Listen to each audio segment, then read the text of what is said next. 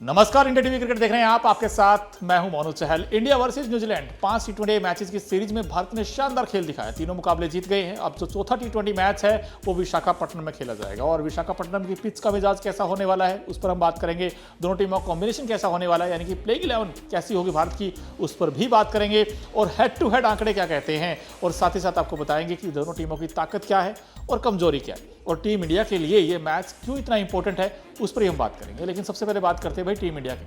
Team India ने दिखा दिया दोस्त कि जो राइट फॉर्मूला है टी20 खेलने का आखिर के इन दोनों मैचों में वो कैसा होना चाहिए। क्योंकि आप देखिए, पहले मैच में भारत आसानी से जीता, दूसरे मैच में टीम इंडिया ने 92 बॉल छोड़ दी और आखिरी मैच में तो भारत सिर्फ 10 ओवर में ही जीत गया। बिकॉज अभिषेक शर्मा एक ऐसा बल्लेबाज जो इस वक्त शानदार फॉर्म में भी है, और कहीं ना कहीं देखें तो ईशान किशन ने भी अब रंग जमा दिया है।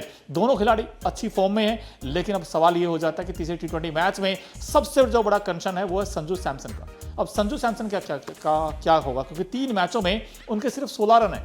संजू सैमसन की जो ताकत थी वो उनकी अब कमजोरी बनती हुई नजर आ रही है। जिस शॉर्ट ऑफ लेंथ गेंद पर वो छक्का लगाते थे और जिस गेंद पर वो हाफ वॉली खेलते थे, वही गेंद अब उनके लिए सबसे बड़ा कंसर्न हो रही है। बार बार आउट हो रहे हैं और 3 मैचों में 16 रन। अब ऐसे में इंडिया कॉम्बिनेशन कैसा होगा, एक नजर डालते भारत की जो संभावित प्लेइंग 11 है इस मुकाबले के लिए, वो कुछ ऐसी हो सकती है। अगर आप इस टीम को देखें तो अभिषेक, संजू सैमसन आपको ओपन करते नजर आएंगे। इसके अलावा नंबर 3 पर देखें तो वहां पर सूर्य कुमार यादव होंगे। नंबर 4 पर हो सकता है 4 खेले 3 खेले, लेकिन ईशान किशन भी आपको नजर आएंगे। और साथ ही साथ देखें तो पावर प्ले का जो बेस्ट यूज कर सकते हैं वो ईशान किशन और संजू सैमसन और साथ ही साथ अभिषेक, इन तीनों पर जिम्मेदारी रहेगी। नंबर 4 सूर्य कुमार यादव होंगे, नंबर 5 हार्दिक पांड्या होंगे, नंबर 6 पर आप देखें तो फिनिशर रिंकू सिंह नजर आएंगे। उसके बाद वहां पर कुलदीप वर्सेज अगर आप देखें तो वहां पर बिश्नोई के बीच एक्साइटिंग कॉन्टेस्ट होगा, क्योंकि बिश्नोई ने पिछले मैच में जबरदस्त गेंदबाजी की थी। और पेस अटैक इंडिया का अगर आप देखें, अर्शदीप होंगे, हर्षित राणा होंगे, लेकिन इनमें से किसी एक को ही खेलने का मौका मिलेगा। बुमराह तो होंगे ही होंगे टीम में। अब देखा जाए तो वरुण चक्रवर्ती इंडिया के आउटस्टैंडिंग यहाँ पर बॉलर होंगे। तो ऐसे में मुझे लगता है कि शायद इंडिया एक चेंज कर सकता है कि अर्शदीप को टीम में ला सकता है। अब कौन बाहर होगा ये देखना दिलचस्प रहेगा। वहीं अगर आप न्यूजीलैंड की बात करें तो न्यूजीलैंड का जो कॉम्बिनेशन है बड़ा शानदार है, लेकिन उनके बल्लेबाजों को रन बनाने होंगे। खासकर टॉप ऑर्डर बार बार स्ट्रगल कर रहा है, हम देख रहे हैं। हालांकि इस टीम में आप देखें तो भाई डेवन कॉनवे से बड़ी उम्मीदें होंगी।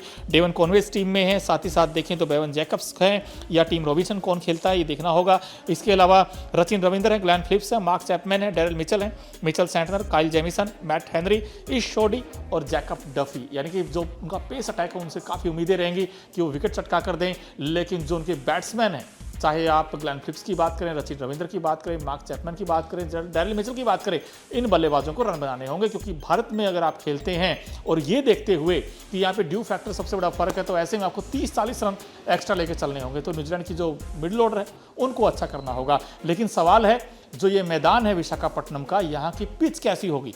तो एक दोस्तों नजर डालते हैं भाई क्या कहता है विशाखापट्टनम की पिच का मिजाज।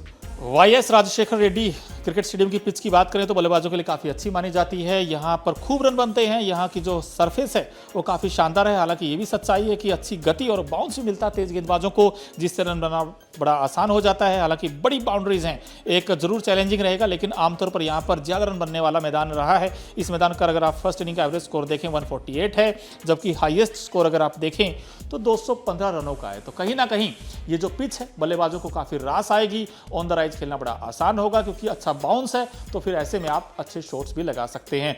सवाल है वेदर, कहीं ऐसा ना हो कि मौसम काम खराब कर दे और टीम इंडिया का जो क्लीन स्वीप का सपना है वो ना तोड़ दे। तो एक नजर डालते हैं भाई मौसम क्या कहता है। वेदर रिपोर्ट की माने तो मैच के दौरान बारिश की कोई भी संभावना नहीं है। सभी क्रिकेट प्रेमियों को पूरे 40 ओवर का एक्साइटिंग कॉन्टेस्ट देखने को मिलेगा।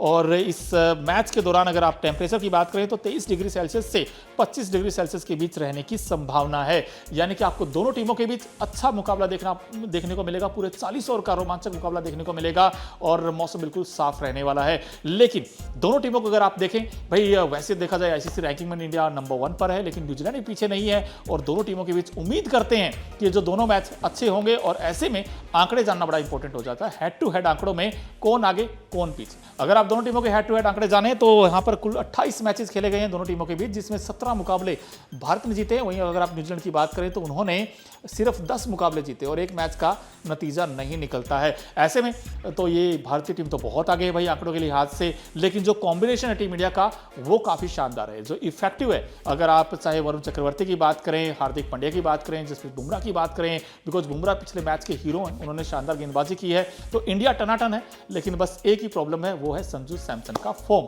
अगर संजू सैमसन ने रन बना दिए तो फिर टीम इंडिया के लिए T20 वर्ल्ड कप से ठीक पहले संजू का फॉर्म आ जाए तो फिर टीम इंडिया की बल्ले बल्ले। इस मुकाबले को लेकर आपकी क्या राय है, प्लीज कमेंट बॉक्स में हमें जरूर बताएं।